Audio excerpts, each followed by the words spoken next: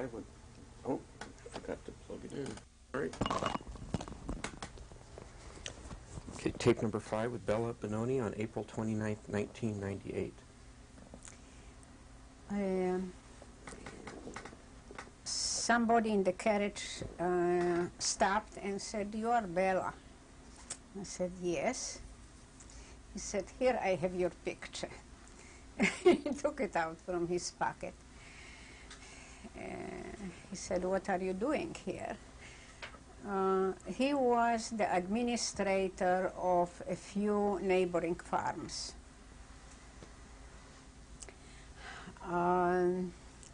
And I told him, and he said, "You know, the neighbors from your farm are looking for some help at home." Sure enough, they were not on the farm either. The farm, everything was nationalized. It was, before it was Russian, and then when the Russians left, they never gave it, the Germans never gave it back to the owners. It continued to be nationalized, and it was Germans. So they lived somewhere, I don't know, 15 or 20 miles from that place. He told me how to get there and to tell him that he recommended me. Okay. So I went there and I got a job as a helper. They had a small farm. They had 2 cows and some chickens and a small house, and you know, and we were very friendly. I mean, the woman saw that I wasn't just a regular maid, and at one point we started to talk, and I told her who I was. And her husband was Ukrainian. She had a new husband. And at one point he became suspicious and decided to call to that place from where my birth certificate was. And he called, sure enough, and he found out that it was a false birth certificate, that girl whose birth certificate I had was dead.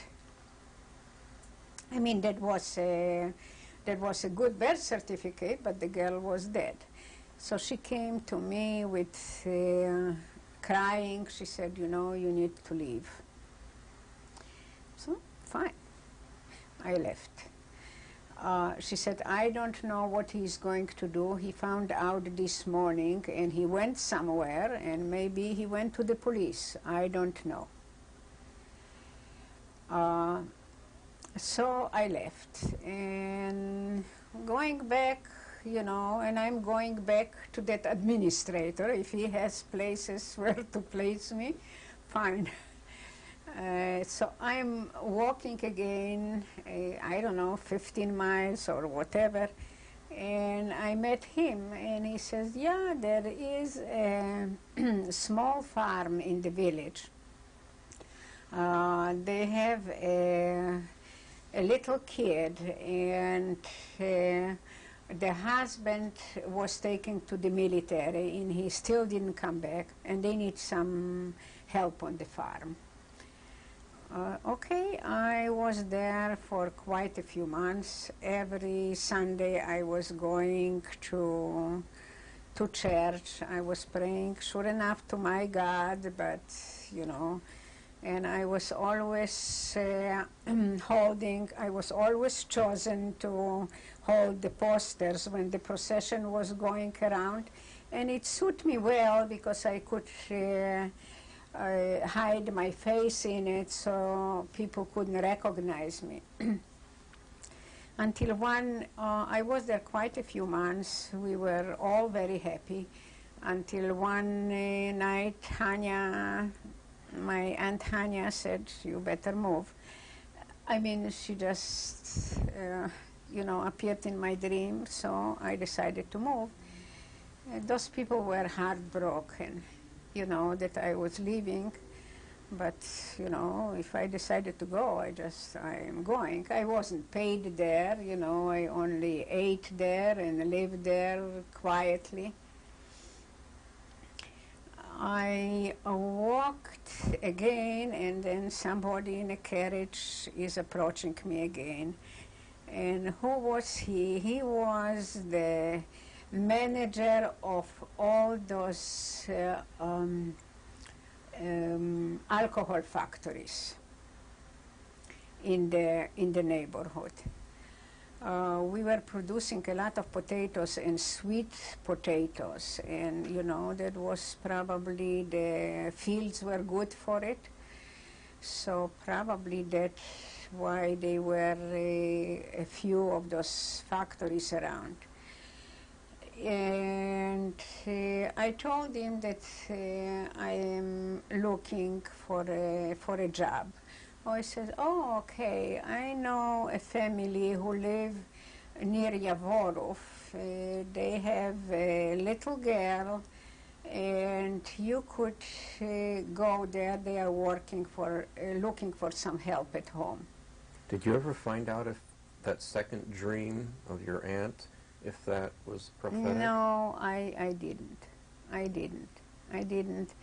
But I was so convinced that that there was something, you know, because it might have been that somebody spotted me in the church, you know, on a Sunday, or, you know, there were people who knew me. And I mean, like that administrator, when he saw me, he took out the picture and said, you are Bella. I mean, you know. And he never met me before. So I went to that place. I remember, you know, mother used to say, you know, when you hire a new maid, you just let her sit down and eat, and then you know how she will be working. If she eats fast, it means that she's a good worker. If not, you know, she's not a worker. So I decided to eat before I reached that place. They cannot test me. And I went in and I worked there for a few months. And then they were Poles, and that was a farm between 2 or 3 Ukrainian villages. And they were afraid to be there, because it started at that point that the Ukrainians were killing the Poles.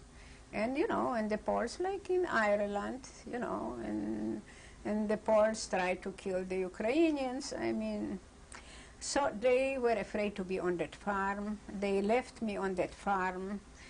They had like 4 horses and 4 or 5 cows, and they have some fields, and so I was working the fields, and I was feeding the cows and doing everything. And the German police were coming there, and I was talking to them, and how come you know German? I mean, I know German because my parents were Volksdeutsch, and they were taken because they were Volksdeutsch, they were taken by the Russians to Siberia. That was my story. While I was there, there was, in the nearest village, there was an office where you could get those German identification cards. I mean, I was still Polish, but you could get a German identification card. I decided to go there to that office, and I met there a young man, and we started to talk, and then I brought my pictures and my birth certificate, and we started the process of doing that ID card. And one day that the owner used to come every 2 weeks to pick up the butter and see what's going on the farm.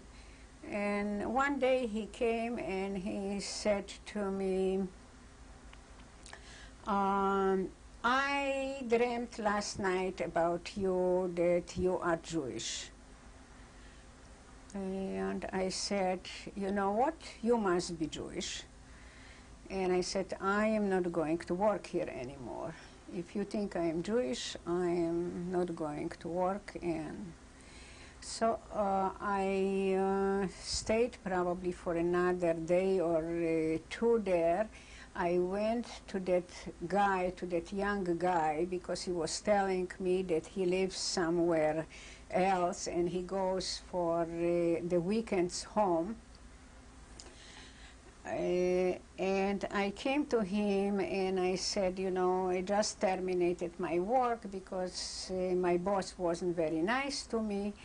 And he said to me, you know what, you could really come to that village where I live. I know a woman who is renting some rooms. I said, fine. So before the weekend, I took my belongings and I went with him to that, to his, I don't know, did I tell you that it was called Szkło Starzyska? I think I did tell you. Szkło Starzyska at one point. Up. Yeah. I went there and I stayed with that woman. I didn't know how I am going to pay her, how I am going, but you know, you just don't worry about those things. I mean, she lived from that she was renting those rooms. That was her income. And after 2 or 3, that village was extremely poor. When I came there, they had barely something to eat. And after like 2 days, somebody came and said that there was a big farm nearby that the Germans were occupying. And they said if somebody would write letters to them, they are going to distribute some corn and then they can make flour and have bread. Okay, there was no problem for me. I sat down, wrote a few letters, whoever came. The peasants brought me potatoes and chickens and eggs. I mean, I could pay that woman, you know, for my staying there.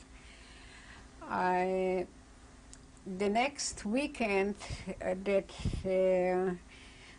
Ivan, you know, that guy who brought me to that came home for the weekend, and he said that they came from the farm to look for him because he wrote those letters, and they want that person who wrote the letters. So he went there and he said he didn't write the letters, but there is somebody else who wrote the letters. So they invited me there. I came there, I got a job on the spot. And I was working in the office. I had no problem with food. I had no problem. They probably paid me some money too, I can imagine. I had access to radio. I was sitting in an office and was a big shot. And was talking, and the German police was coming and going, and you know, and I was very, you know, very relaxed about it. And I wasn't afraid. I mean, I had my story. I stick to that story, and that was it. Up to that point, did you know what had been happening to your family in the previous couple of Nothing. years? Absolutely nothing. Absolutely nothing. It only when I was alone and was able to sit and contemplate and think, whenever I was crying, and I started to cry after my sister and my father, I could never cry. My tears used to dry up. But when I was thinking about my mother, I mean, the tears were running down. And I was convinced that they are alive, that my father and sister are alive.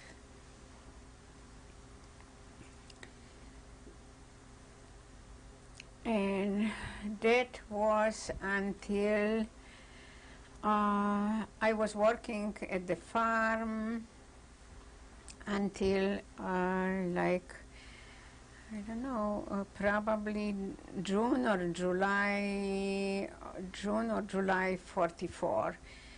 I knew that the front is, that the Russians are coming westward. And one day the Germans came at night and knocked on my window and said that they are leaving and they are ready to take me with them. And I said, no, thanks a lot. I am waiting because my parents might be coming back from Siberia. I needed to have a story all the time.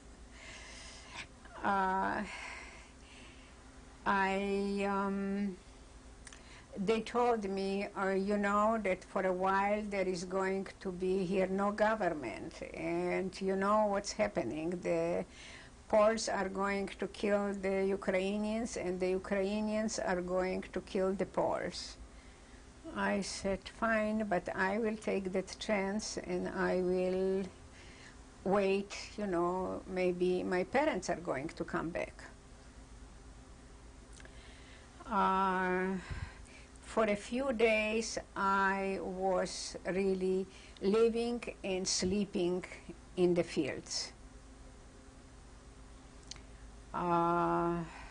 Why? Because, I was just afraid that somebody will come and kill me. I also had an encounter with that woman where I lived. At one point, she said to that friend of mine, she said, she must be Jewish, she has very bright eyes. And I remember I said to her, like the Poles were doing, she must be Jewish, and I needed to stay there. I had no other place where to go. I mean, I continued to stay there, in the same place. I mean, What did she mean? How did Jews look different? I don't know. She just decided that my eyes are too smart. I don't know. Maybe we were discussing something. I don't know. Something really. She wasn't a stupid woman. Pani Guzova, I remember her name. And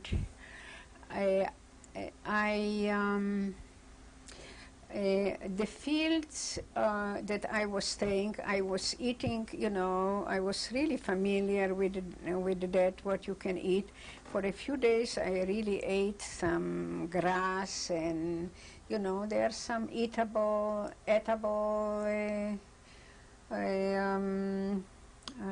growth, So I could live on it, That's how I survived in all those trips, because I knew what you could eat in the forest and what you couldn't. And I heard, after a few days, I heard a commotion on the road. And I went out, and they were Russians. They were Russian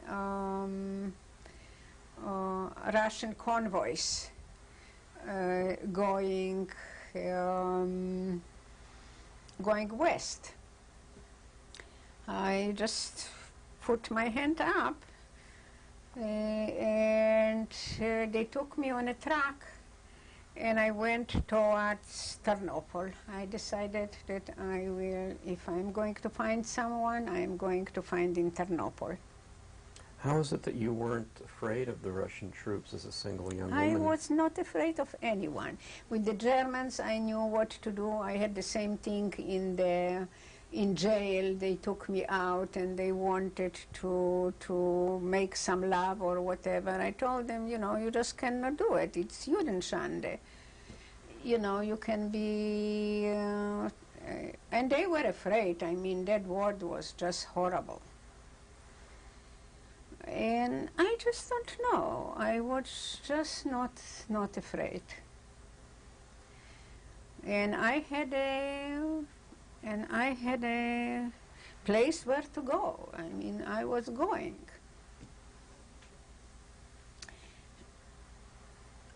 And I mean, somehow I probably transferred from that transport to another one. There was absolutely no problem.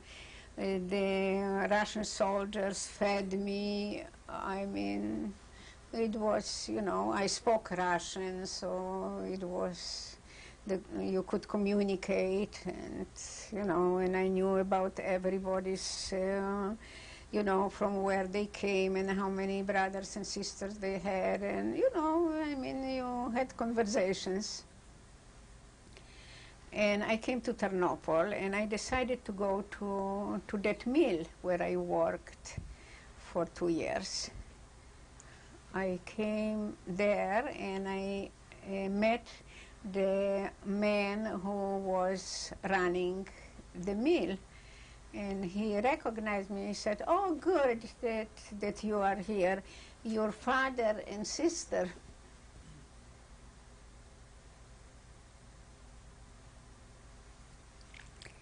were here a few weeks ago." Ternopil was liberated like 3 months before I was liberated. And I told them that you are alive.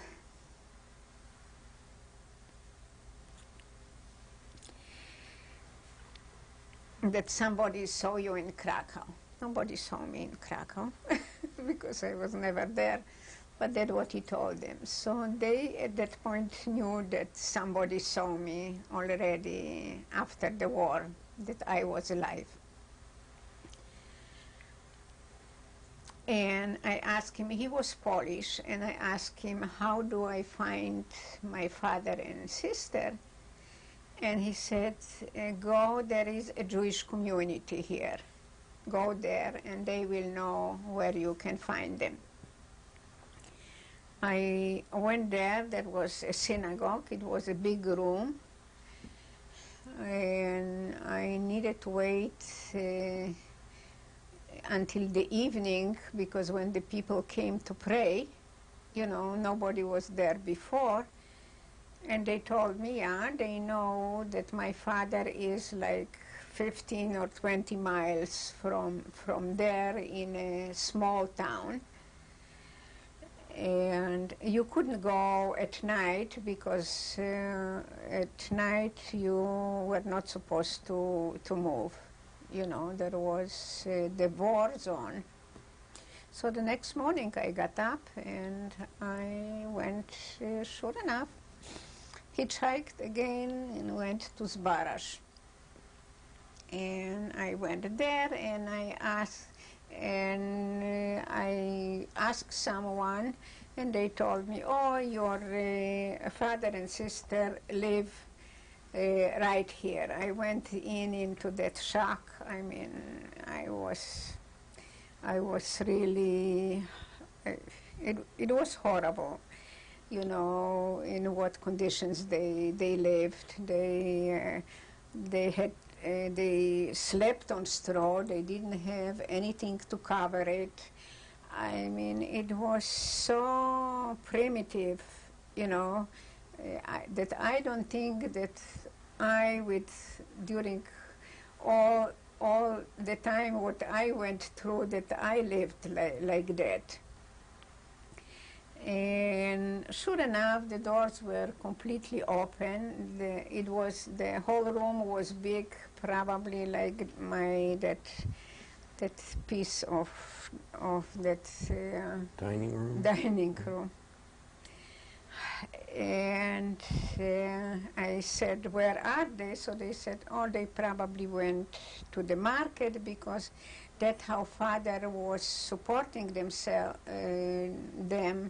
He was buying from the peasants some vegetables and then selling them." I went to I went in the direction of the market, and I see somebody in front of me. That was my sister.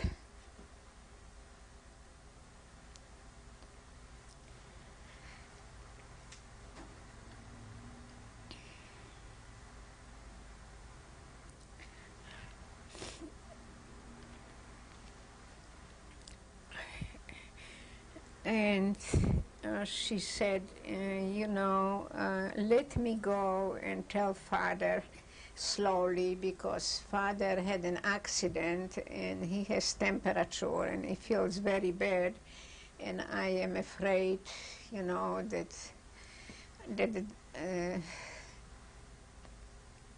that it's going to be a big shock to him.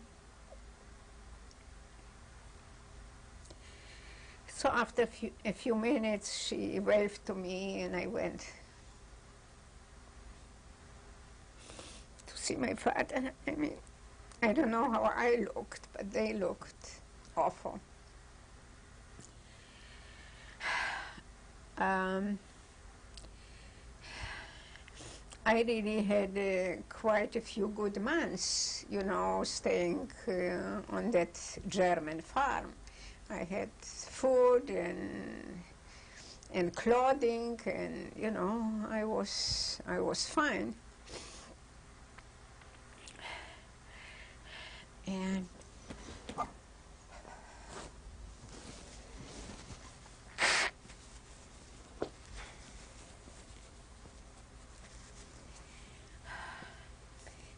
we came home. Father had high temperature. He had an abscess,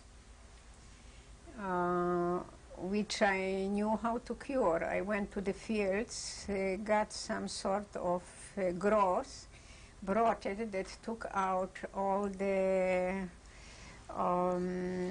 pus, and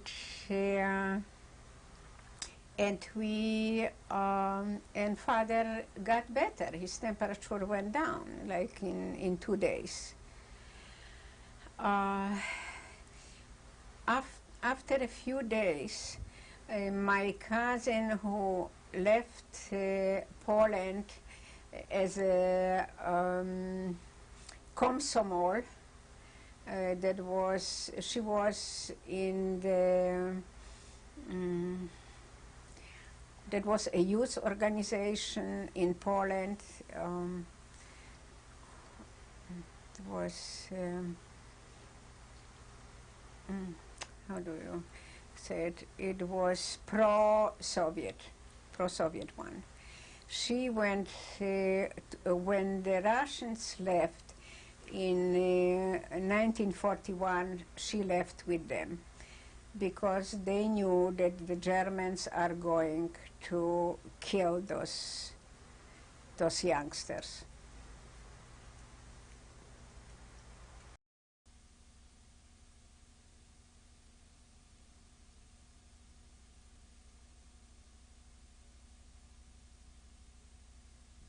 April 29th, 1998.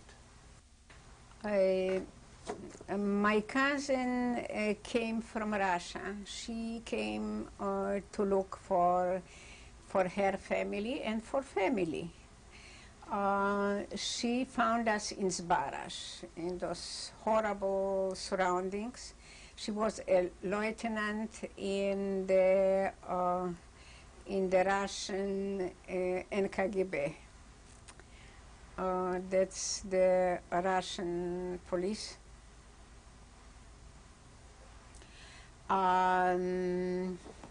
She took us. She found us an apartment in Lvov, and she came to pick us up from Zbarash, and we went all from Zbarash to Lvov. When I came to Lvov, there was the main office of that mill where I worked before. I came to that because they were there already like 4 months, so they were already established, you know, so like a normal life it wasn't like a war zone anymore. And I got a job in that main office as a bookkeeper.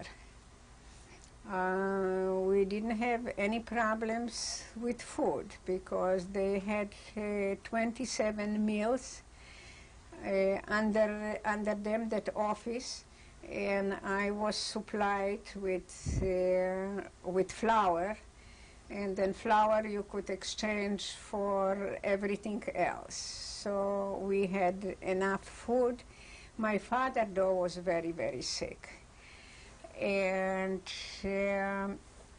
he lost a tremendous amount of blood during that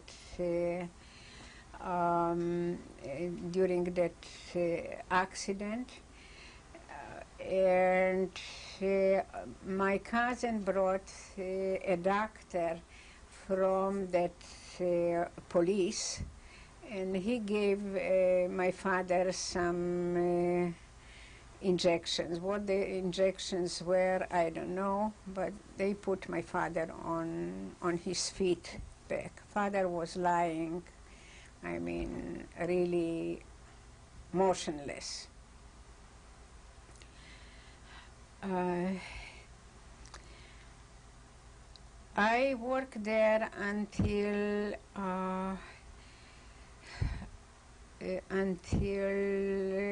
January 46.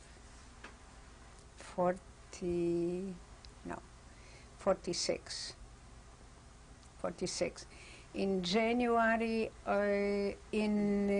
on May, I think 5th, the 45, the war was over. I remember our manager called us to the office, and everybody needed to have a glass of vodka. Everybody needed to drink that glass of vodka. I mean, that was, you know, that was celebrating that the war was over. I mean, the Russians knew how to drink. I didn't know how to drink. I mean, so I was sick after that for probably 2 days. And I was a manager of the accounting office, just a big shot. And at that point, people started to register to go back to Poland. And I remember father was talking to me, we need to register and go back to Poland. My sister was going to a Russian school while I was working. Father opened some sort of deli, and he was working there. And Um, and I was telling my supervisor that my father wants me to leave Russia and go to Poland. And I remember the supervisor came once home and spoke to my father and said, you know, where is she going to get such a position? And I mean, why would you take her from here? And your other daughter can go to school and study, and you know, you can have a fantastic life here. And one day, that was January 30th, 1946, at night, Father was talking to me and said, you know, tomorrow is the last day that we can register. He said, do you want to live here? What kind of a life you have? You are working like a dog. You have absolutely no social life. And what future do you have here? And I said, okay, you go and register us. And Father registered us. We probably, maybe a month later, we went to Poland. In Poland, we had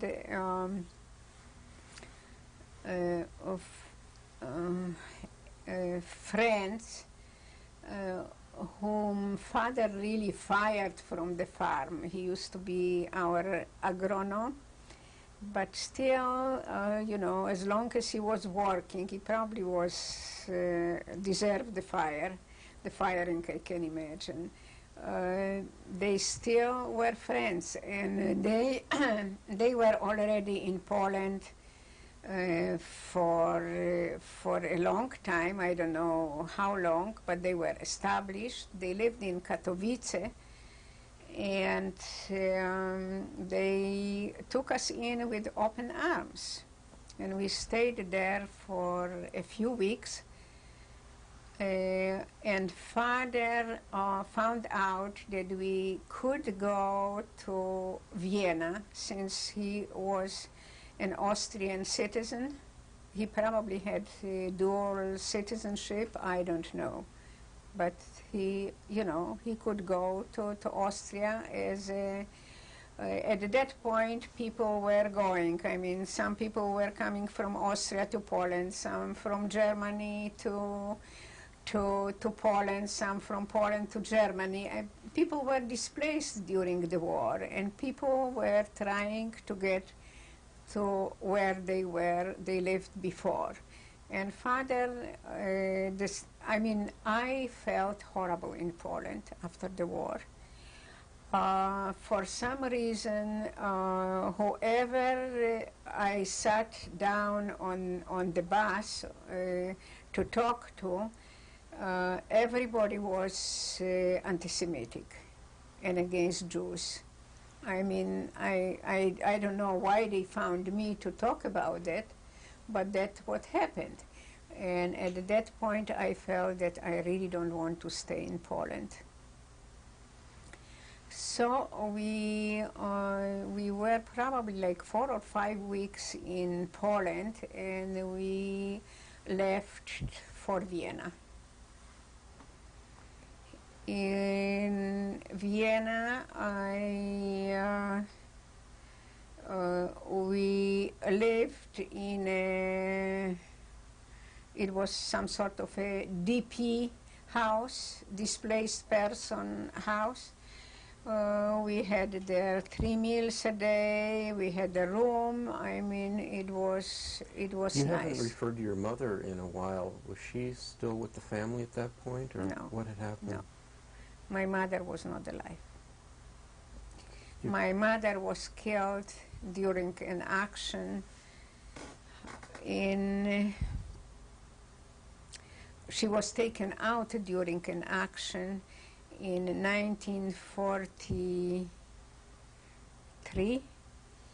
She was hiding, and my father and my sister were taken out before her.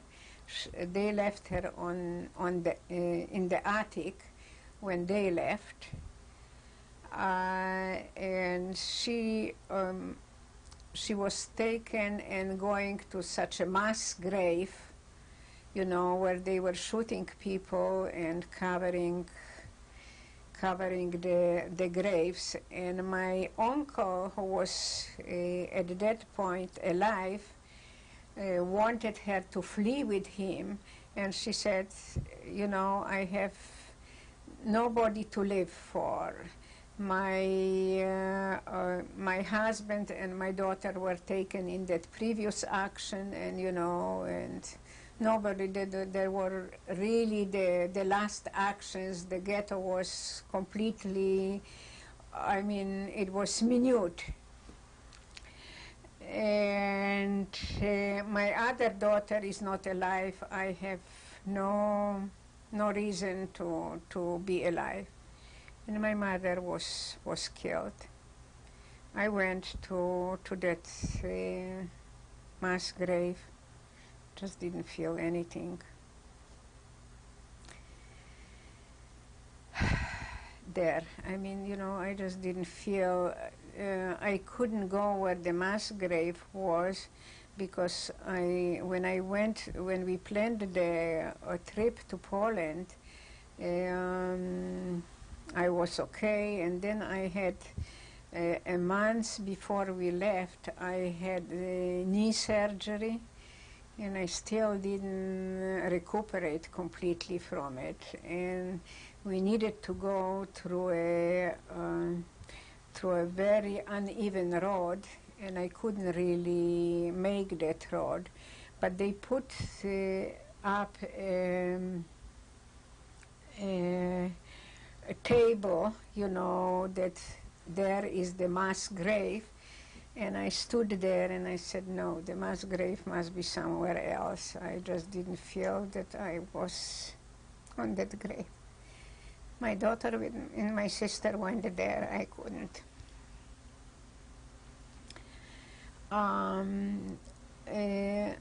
I started to work for DP office. By that time I knew Russian, and I knew German, and I knew Polish. I mean, you know, I knew Latin. I mean, I was fine. In that office I met my future husband, who was a Zionist, and he was preparing to have a talk to the displaced people about going to Israel. And sure enough, since I knew German, there was, you know, they didn't want really gatherings of a lot of people. You needed to get some documents to the police, and I was able to formalize all of that, and he gave a talk. I think that the talk was partly in Polish and partly in Yiddish. I mean, it was something unbelievable. People were just in a dream after his talk. He was a fantastic orator. And after that, he was what happened, I had a friend he used to come always to the office with another friend, my husband. And I felt that those two people have something in common. So I decided to let them go, you know, and I stayed with my husband, you know, just to, you know, to enable them to be together. And we started to talk, and we started to know each other. At that point, I really didn't know how to eat. I was a very, very bad eater. And probably during the war, you know, and my husband started to, he used to take me out to dinner, and we sat sometimes 3 hours until I was able to finish it. You are asking from where Ori comes. My granddaughter has such a problem. And we're going to look at the family pictures in just a minute. And after like 3 months, we were going out. I met all his friends, and he was called to go to Paris. And I said, fine, you go to Paris, you come back, you know, we continue our friendship or whatever. And he said, no, I am not going to leave you here. You come with me. And he made arrangements, and we were going together. Okay, we got married, I mean, one evening. You know, nothing big, nothing fancy. We took pictures before, and we got married. And we started our journey through Germany to all those DP camps, and he was holding talks and trying to get people to organize and go to Israel. Well, this might be a good time to look at the family pictures. Okay. Is there anything you'd like to say, maybe in conclusion, before we do that? Oh, the microphone fell down.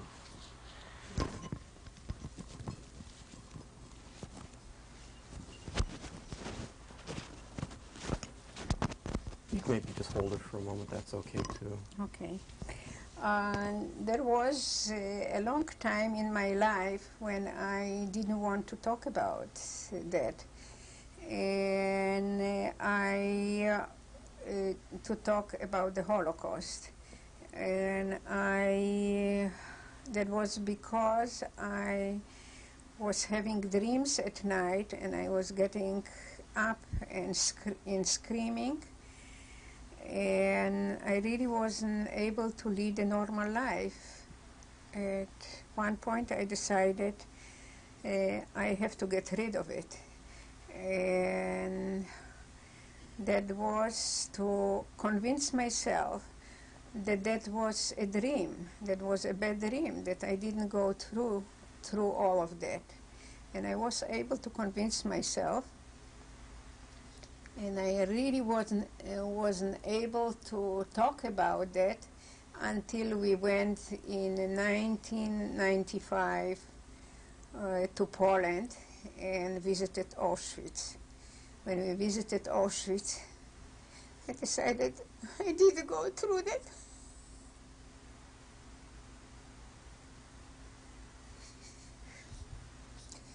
And future generations should know what happened to millions of people, innocent people. Thank you.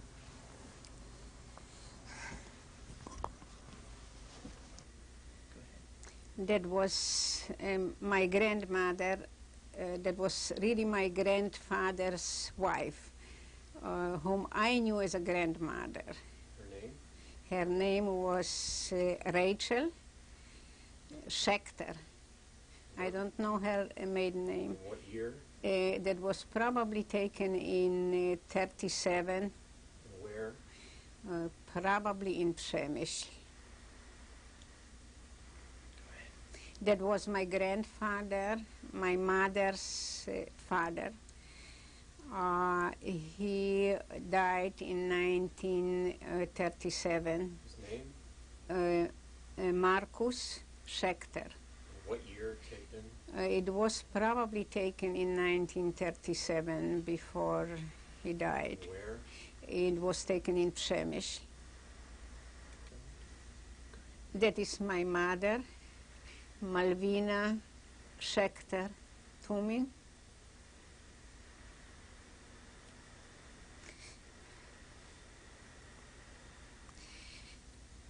Picture was taken probably in 1930 in Ternopil. That's my father, Karol Tumin. That picture was taken in 1956 in New York.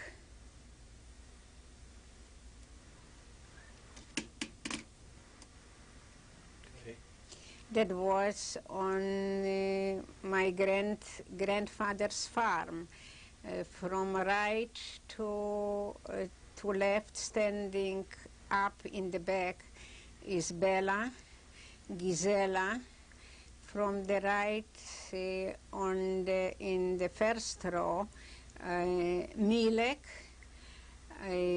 Junia, and Zenek. Those are all the grandkids at that time, and I was probably like 10, 11 years old there, so it means it was taken in 32. What the family last name at the time? I was Tumin, but my cousin's name was Gross, and my other cousin's name was Arnold. And where was the farm?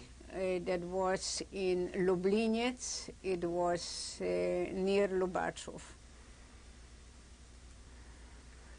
There is a family picture of my aunts. From the right to left is Aunt Lucy, it's Bella, Aunt Hania, and my uncle Marcel. That was the husband of Hania. Last names? Gross. Okay, that picture was taken probably in 1932, the same in Lubliniec, at my grandparents. That's my husband, Asher Ben-oni, talking to at one gathering of DPs in somewhere in Germany in 1947.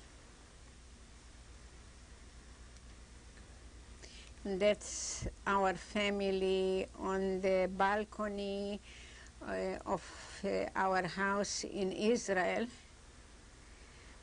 At that point, my husband was already sick. That was 1956. And it's on the right is my husband, and then Bella, and then Malka, and Zevik. Those are two of my kids. That's my son Zev with his kids. The names? Golan, it's the oldest one, Tal, and that's Ilan and Noam, who were bar mitzvah in December 96. Where? That picture was taken in San Francisco. That's my daughter Malka, going in the morning. It was 6 o'clock in the morning. Her last name? Malka Ben-oni. And what year? And it was 1976 in Los Angeles. She was doing there the first year of her residency. Okay, those are, on the left is Galit, on the right is Ori. They are my two youngest grandkids. Last name? Ben-oni, Where and when? and that was taken September 1997 Where? in school Where? in San Diego. I would like to introduce my daughter Malka, who is a loving daughter and has a fantastic family of two kids. What would you like to say to your mother at this opportunity? That I'm glad that throughout the war you fought to survive.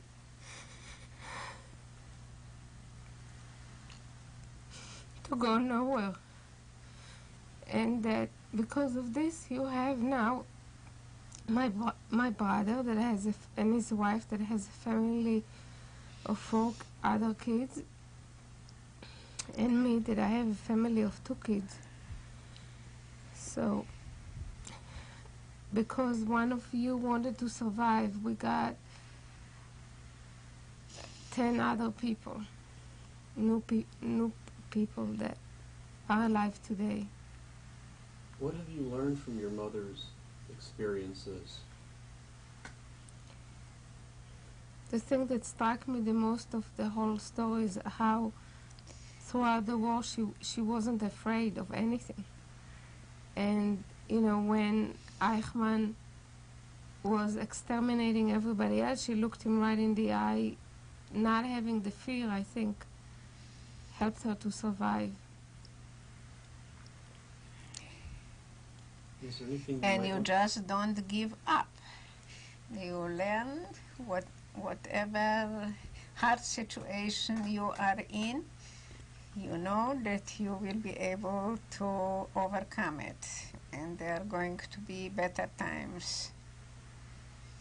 Is there anything you might want to say about your father?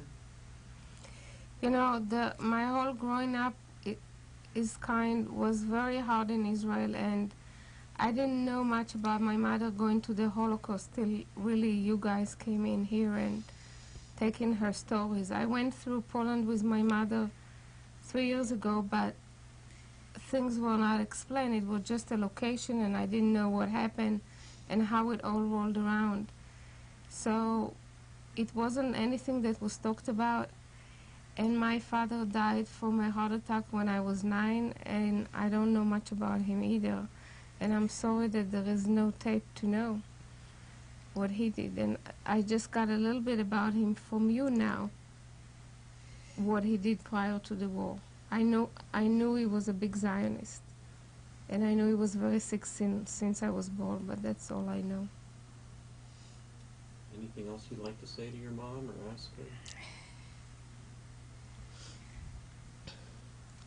No, that just really thank you for surviving, because that's how we all continue. And that I'm glad you finally talking. Better late than never. Thank you both.